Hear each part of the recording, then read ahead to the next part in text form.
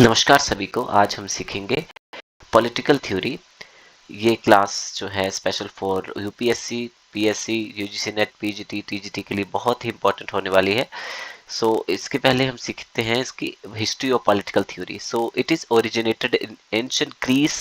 It began with the reflection of Socrates and the sophistics on the politics of the 5th century से ये subject start हुआ था।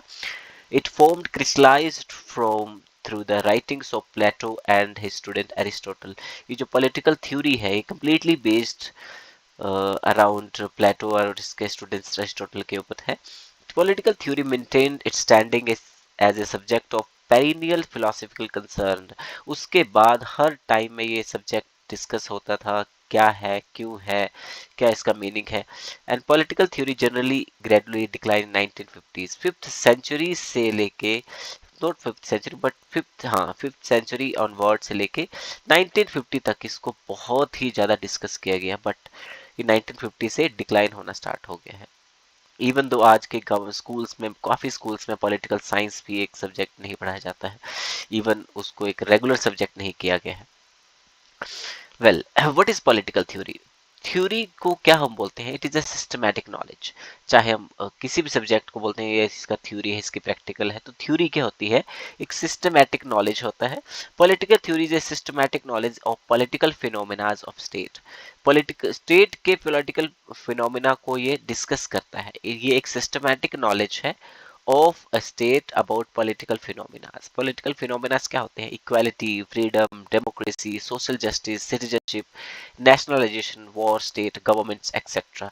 ये सभी political phenomena होते हैं जो हर सोसाइटी में, हर स्टेट में, हर जोग्राफिकल एरियाज में चले रहते हैं। तो पॉलिटिकल थ्योरी इस इनका सिस्टमैटिक नॉलेज आपको प्रोवाइड करती है, इसके बारे में सोचने के लिए आपको रेडी करती है, आपको रैशनल थिंकर बनाती है। स्टेट होना चाहिए तो कैसा होना चाहिए, इक्वालिटी किस बिहाफ पे हमें देनी चाहिए, फ्रीडम कौन कौन सी देनी चाहिए, कौन सी नहीं देनी चाहिए। ठीक है, इन सब पॉलिटिकल फिनोमेनास को पॉलिटिकल थ्योरी डिस्कस करती है। So all about political theory, it is a systematic knowledge of political phenomenas of state.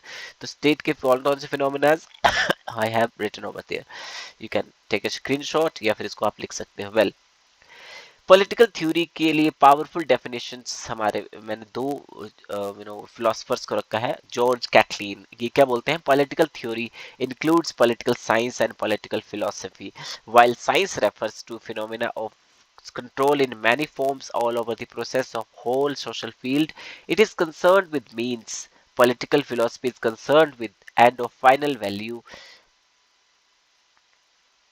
When men ask what is the national good or what is good society, तो political theory आपको society को best बनाने के लिए एक platform provide करती है। अगर आप एक बेस्ट सोसाइटी बनाना चाहते हो, अगर आप एक कॉलोनी भी बनाना चाहते हो, वो कॉलोनी में क्या क्या होना चाहिए, कैसे लोग ज़्यादा से ज़्यादा खुश रहें, अपने आप को ग्रो करें, सोसाइटी को ग्रो करें, इसके लिए political theory is the best platform. अगर आप इस सब्जेक्ट को पढ़ते हो तो आप किसी भी सोसाइटी को एक बेस्ट बना सकते हो। इवन दो अगर आपने नहीं सोसाइटी बेस्ट भी बनानी है तो पॉलिटिकल एज पॉलिटिकल साइंस के स्टूडेंट्स को आप वहां पर रखोगे कि हाँ मुझे बताओ ये कैसे कैसे मुझे सोसाइटी को डेवलप करना है, एक अच्छी बेटर सोसाइटी बनानी है।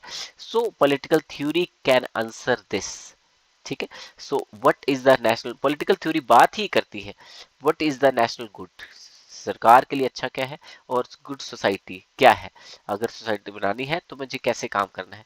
तो ये सब गुड सोसाइटी बनाने के लिए आपको पॉलिटिकल थ्योरी को पढ़ना पड़ेगा। डेविड हेल्ड क्या बोलते हैं? Political theory is a network of concepts and generalisation about political life involving ideas, assumptions, statements about the nature, purpose, and key feature of government, state, and society about the political capabilities of human beings. Well, political theory की characteristics हैं. Political theory is primarily concerned with the search for a perfect political order.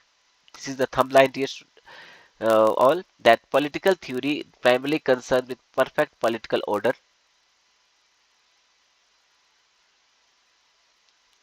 ठीक है, एक perfect political order बनाने की कोशिश करती है।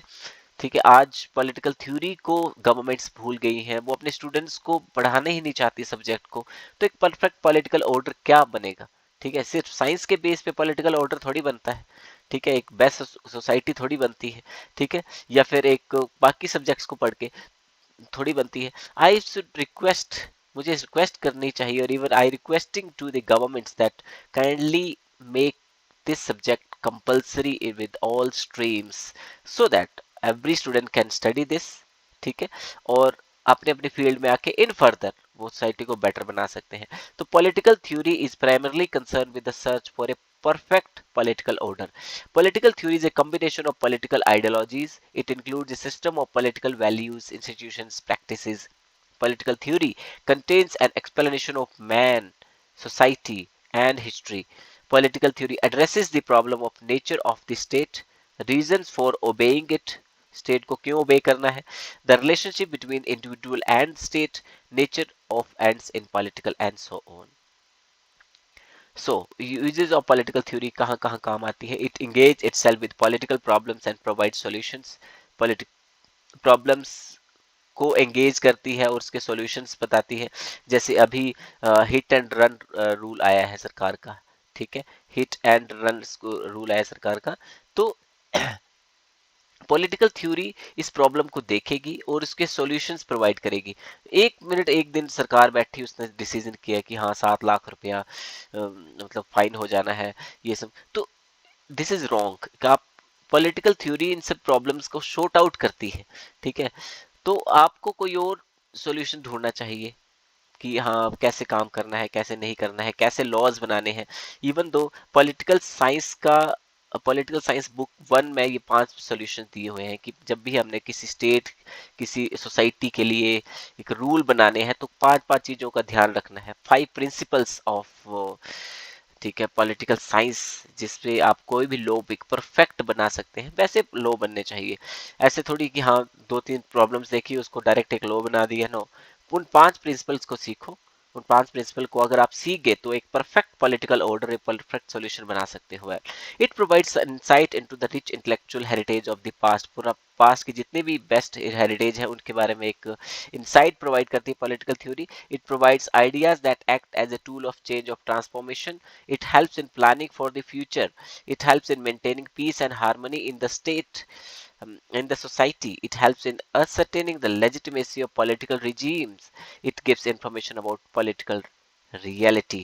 ये सब आपके uses हैं, इनको आप लिख सकते हो। Nature of political theory. 3 concern, इनके 3 कंसर्न है। एम्पेरिकल स्टेटमेंट, एम्पेरिकल स्टेटमेंट क्या होती है? विच इज बेस्ड ऑन ऑब्जर्वेशन, जिसमें आपकी ऑब्जर्वेशंस होती हैं एक्सपीरियंसेस के थ्रू, कि आप किसी सोसाइटी में जाते हो, किसी नेशंस में जाते हो, वहां पर एक्सपीरियंस करके अपनी ऑब्जर्वेशन देते हो, इस सिस्टम को बोलते हैं empirical. Next is logical statement which is based on reasoning, 2+2 is 4, ठीक है, जब आप रीजन करते हो कि यहाँ पर ये मुझे एक्सपीरियंस हुआ, ये मेरी ऑब्जर्वेशन है, और इस बिहाफ पे मेरी सोसाइटी में ये चीजें अच्छी बनेगी नहीं बनेगी, ये आपकी रीजनिंग है। Then evaluative statement which is based on value judgement, man are born free and equal. तो पॉलिटिकल साइंस और पॉलिटिकल थ्योरी में क्या है? पॉलिटिकल साइंस में इंपेरिकल और लॉजिकल रीजनिंग देखी जाती है, और पॉलिटिकल थ्योरी में ये तीनों चीजें देखी जाती हैं, ठीक है। Related works of political theory में किसने काम किया है? तो जॉर्ज कैटलीन, पॉलिटिकल क्वार्टरली, मार्च 1957 में कैटलीन लिखते हैं इन political quarterly, it is supreme virtue of fusion of sociology and political science that it could enable us to sharp-eyed for phenomena of control in its many form over all the processes of the whole social field. अगर पूरी social field को अगर आपने process करना है, एक best create करना है, तो आपको पॉलिटिकल थ्योरी पढ़नी पड़ेगी। वेल, सेबाइन लिखते हैं main exponent of historical approach that what ought to be, क्या होना चाहिए, ठीक है, सेबाइन ने बोला what ought to be. Well,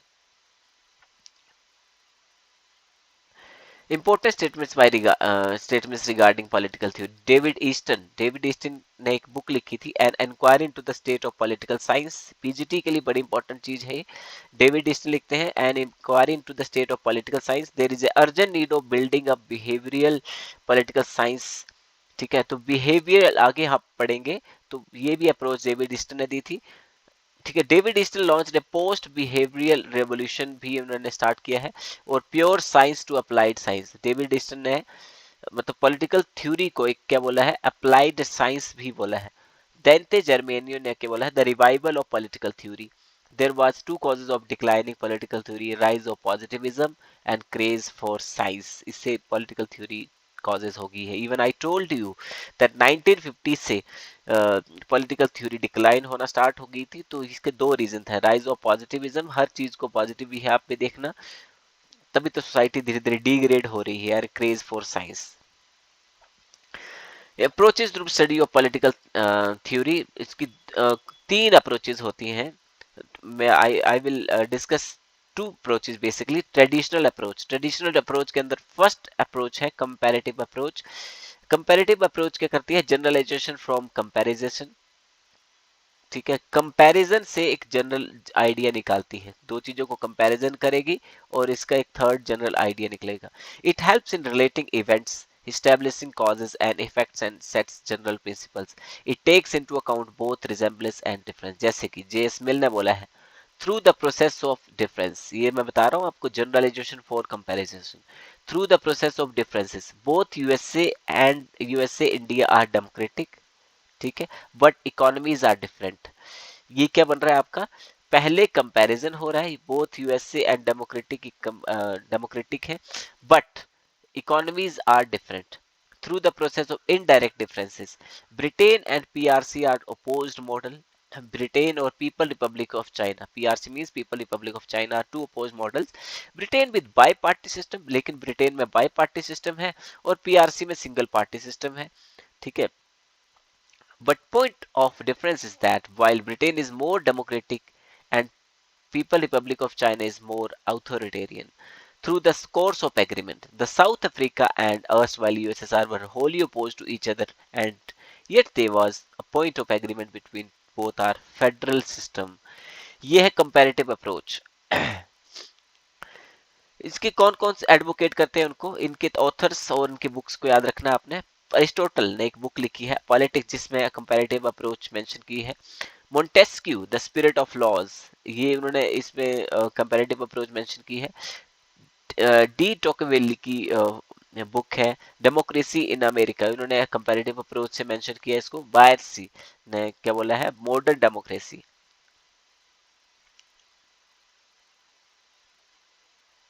historical approach second है आपकी, हिस्टोरिकल अप्रोच ट्रेडिशनल अप्रोच की, ये सब कंपैरेटिव अप्रोच ही है डियर स्टूडेंट्स, दैट ये मैं आपको बताया था। ट्रेडिशनल अप्रोच के अंदर नेक्स्ट है हिस्टोरिकल अप्रोच। ये हिस्टोरिकल अप्रोच फोकस करती है historical evidence for a proper study of political phenomena. Political theory has evolve through immense historical situations. ये क्या बोलती है हिस्टोरिकल, की पॉलिटिकल थ्योरी इवॉल्व हुई है हिस्टोरिकल सिचुएशन से, और ये बात सच भी है, ठीक है। Ancient Greek times, Plato to Aristotle. Ancient Greek time में देखो कैसे हिस्टोरिकल सिचुएशन से बनी है, कि देखो प्लेटो ने एक बुक लिखी है पॉलिटिकल आइडियलिज्म, और एरिस्टोटल ने एक बुक लिखा है पॉलिटिकल रियलिज्म। ये इंपॉर्टेंट है for PGT examination. Political idealism किसने लिखा है, प्लेटो ने। पॉलिटिकल रियलिज्म किसने लिखा है, एरिस्टोटल ने, ठीक है। The English war of 17th century produced, ठीक है। तो पॉलिटिकल थ्योरी एक हिस्टोरिकल अप्रोच से ही बनी है। बाय द वे, हिस्ट्री कब बनती है, ठीक है, हिस्ट्री बनती है पॉलिटिकल डिसीजन से। आज राजा ने ये डिसीजन लिया, आज सोसाइटी में ये प्रॉब्लम थी, ठीक है, उस प्रॉब्लम का सॉल्यूशन बनाया राजा ने, ठीक है, या फिर गवर्नमेंट ने, ठीक है, उससे लोगों ने प्रोटेस्ट किया, ठीक है, प्रोटेस्ट करके एक फाइनल सॉल्यूशन निकला। तो ये सब पॉलिटिकल थ्योरी की ही ब्रांचेज हैं, ठीक है, पॉलिटिकल थ्योरी ही सॉल्व करती है, जो सॉल्यूशन निकालती है तो सॉल्यूशन पॉलिटिकल थ्योरी को देख के ही निकलता है, एक बेस्ट सॉल्यूशन जो निकलता है। उसके बाद में बनती है हिस्ट्री, कि इस दिन ऐसे हुआ था, राजा ने ऐसे किया, मतलब गवर्नमेंट ने ऐसे किया, गवर्नमेंट ने वैसे किया, इसका डिसीजन ऐसे निकाला, फिर बनती है हिस्ट्री। मतलब आज के दिन से कल के दिन बन जाएगी हिस्ट्री। आज जो पॉलिटिकल ऑर्डर ने डिसीजन लिया उसी के अकॉर्डिंग पब्लिक चलेगी। Well, philosophical approach. Third approach है traditional की philosophical approach. This approach relates to all knowledge and reality to underlying principles. It is essentially ethical, prescriptive, and normative. It emphasizes on what ought to be on the whole. But ought to be किसने लिखा है, कुछ याद है आपको? But ought to be, ठीक है, ये आपको पहले बताया भी था मैंने। हाँ, but ought to be Sabine ने लिखा है, रिमेंबर दिस फैक्ट दैट, ठीक है, what ought to be। तो हिस्टोरिकल हो गया, then next is philosophical approach हम डिस्कस कर रहे हैं। तो सेबाइन ने ये क्या लिखा है, फिलोसफिकल अप्रोच किसने दी है, सेबाइन ने दी है। बट और टू बी सोसाइटी कैसे होनी चाहिए, contributor of this approach are Plato, Plato ने फिलोसफिकल अप्रोच को फोकस किया, अरिस्टोटल ने, और इन दोनों को फॉलो किया गया स्टाइन ने, रूसो ने, सेडविक ने और लियो स्ट्रॉस ने। That next is normative approach, ये भी ट्रेडिशनल अप्रोच ही है। दिस ट्रेडिशनल अप्रोच के अंडर है this approach focuses on ideal type, ठीक है, structure of evaluating political phenomena in views fact that moral and ethical perspective, ये moral और ethical society देखती है। द सिस्टम ईदर कंजर्वेटिव, ये बहुत पुराना सिस्टम है। This approach is subjective, speculative and partisan. Contributor this approach are Plato, Burke, Oxford, Rousseau, Hegel. Normative approach focus करती है एक आइडियल सोसाइटी बनाने के बारे में, कि आइडियल टाइप क्या होता है, यानी कि एक आप बोल सकते हैं इसको एक ऐसी सोसाइटी जो एग्जिस्ट ही ना करे, एक ऐसी सोसाइटी जो एग्जिस्ट ही ना करे। तो आइडियल सोसाइटी बनाना एक बहुत ही डिफिकल्ट टास्क है। ये होता था बट इन गोल्डन एज, जब जहां जहां एक बेस्ट मोनार्की सिस्टम चलता था, ये स्टार्टिंग में कोई भी सरकार बनती है तो आइडियल टाइप एथिकल एथनिसिटी की बात करते हैं, ये तो बोलते हैं नॉर्मेटिव अप्रोच, और जो मुश्किल होता है, ठीक है। अब हम पढ़ते हैं next branch is modern approach. Modern approach के अंडर है empirical approach. Empirical approach focus करती है recommend analysis on the basis of facts which are to be verified by experience, observation and experiment, ठीक है। जहाँ जिस पॉलिटिकल कंट्री में या फिर जहाँ पर एक्सपीरियंसेस ऑब्जर्वेशन के बिहार पे एक्सपेरिमेंट दिए जाते हैं, एक न्यू ऑर्डर्स बनाए जाते हैं, उसे बोलते हैं empirical approach. Contributor this approach are Francis Bacon, John Locke, George Berkeley and David Hume. This approach suffers from criticism, irrelevance, लोग बोलते हैं कि ये irrelevant है, objectivity बहुत ज़्यादा है इसमें, किसी भी चीज़ को बहुत short बना देते हैं, over emphasis on facts and scientific methodology. Next is behavioral approach. This approach is advocated by Robert Dahl. Behavioral approach किसने बनाई है, रॉबर्ट डाहल ने, David Easton, Harold Lasswell and Almond and Powell, ठीक है। This approach is based on discoverable regularities that can lead to the theories with predictive values. The approach is theory oriented and interdisciplinary and its draws on the other social sciences. ये बहुत ही एक modern approach है जिसको बहुत detail में discuss करना चाहिए। I repeat that behavioural approach किसने प्रोड्यूस की है, रॉबर्ट डाहल ने, David Easton, Harold Lasswell, Almond and Powell. Then this approach is based on discoverable regularities, कि आप डिस्कवर करते रहो पुरानी रेगुलर चीजें जो पुराने टाइम से होती आई हैं, ठीक है, और अभी तक मेंटेन है, ठीक है। That can lead to the theories predictive value, उसके भी यहाँ पे मॉडर्न सोसाइटी बनाने की बात होती है। Behavioural approach, this approach theory oriented, ये बहुत पुरानी थ्योरीज को आपको सर्च करने को बोलती है, इस पे एक्सपेरिमेंट करने को बोलती है, ठीक है। And it is interdisciplinary and its draws on the other social sciences. Pure science, ये एक अलग ब्रांच है। Logical understanding and explanation of political behaviour is primarily and its possible only through pure research, ठीक है। Only pure science will provide the basis of effective solution to practical problems. Next हम search करते हैं behaviouralism, ये क्या है। It is a psychological aspect of political development, ये आपको मन से सोचने के लिए बोलते हैं। It is a psychological aspect of political development by which the political culture are maintained and changed. पुराना जो बेस्ट कल्चर अभी तक चलता आया है उसको मेंटेन करना, और जो अभी प्रेजेंट टाइम में रॉन्ग कल्चर है उसको चेंज कर देना, ये है political behaviourism. Behavioralism analysis typically involves the collection of quantifiable data through research surveys, statistical analysis, and construction of empirical theories that have been predictive capacity. Examples of voting behavior के through आपको एक system provide करना है, एक definition provide करनी है। Behaviour of legislatures, ये इस थ्योरी को बिहेवियरलिज्म को किसने कॉइन किया है, डेविड ईस्टन ने 1979 में। It is systematic in research, empirical in method and technical rather than theoretical, ठीक है। इसी थ्योरी के अंडर बना है कि आप वोटर्स को जितना ही चाहे मनी दे दो, हर वोटर एक अपनी सोसाइटी के अकॉर्डिंग वोट देता है, ठीक है, सोसाइटी की बिलीव के अकॉर्डिंग वोट देता है, not with the behalf of money. ठीक है, तो ये बिहेवियरलिज्म थ्योरी ने ही सजेस्ट किया है। ठीक है, न्यू ट्रेंड्स ऑफ बिहेवियरलिज्म के बारे में किसने लिखा है? मतलब किस कैसे कैसे स्टार्ट हो गया था इसके बारे में, तो बेंटली ने the process of government book में बिहेवियरलिज्म को मेंशन किया था little bit. Bentley the process of government, Wallas ने human nature in politics 1908, Merriam ने न्यू एस्पेक्ट ऑफ पॉलिटिक्स 1925 में, Harold D Lasswell psychopathology and politics who gets what when and how 1936. So this is all about this class. Thank you so much.